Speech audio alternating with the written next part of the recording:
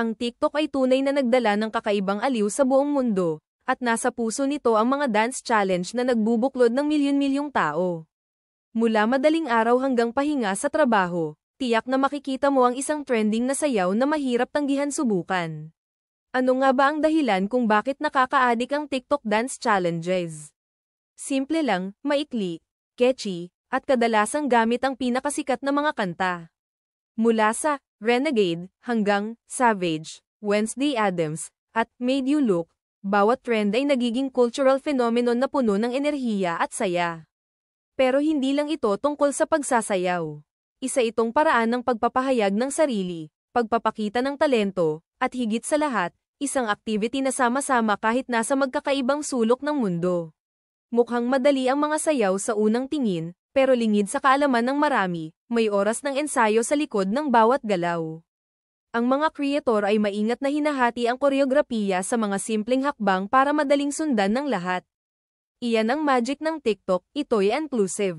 Kahit ikaw pa'y isang profesional na mananayaw o simpleng mahilig lang mag-eksperimento, may lugar para sa iyo rito. Mas nakakamangha kung paano kumakalat ang mga trend. Magsisimula ang isang dance challenge sa isang creator, at bigla na lang itong magiging pandaigdigang kilusan. May mga sikat na personalidad tulad nina Addison Rae, Charli D'Amelio, o Jason Derulo na nagdadala ng spotlight sa TikTok, pero ang totoo, ang mga karaniwang user ang tunay na bumubuhay sa mga sayaw na ito. Ang pinakamaganda sa lahat, ang koneksyon. Ang simpleng pagsayaw sa sala mo ay nagiging koneksyon sa milyon-milyong tao na gumagawa rin ng parehong bagay. Para sa iba, ito'y paraan ng pagpapalabas ng creativity, para naman sa iba, simpleng katuwaan lang. At huwag nating kalimutan ang thrill ng pagdaragdag ng sariling twist para mag-stand out sa napakaraming content. Pero bakit mahalaga ang mga dance challenge na ito? Sa panahong puno ng hamon at pagkakahiwalay, ang TikTok dance challenges ay nagdadala ng saya at pagkakaisa. Nagbibigay ito ng inspirasyon, nagpapasaya, at nagpapaalala sa atin na kahit 15 segundong sayaw, kayang mag-iwan ng matinding epekto.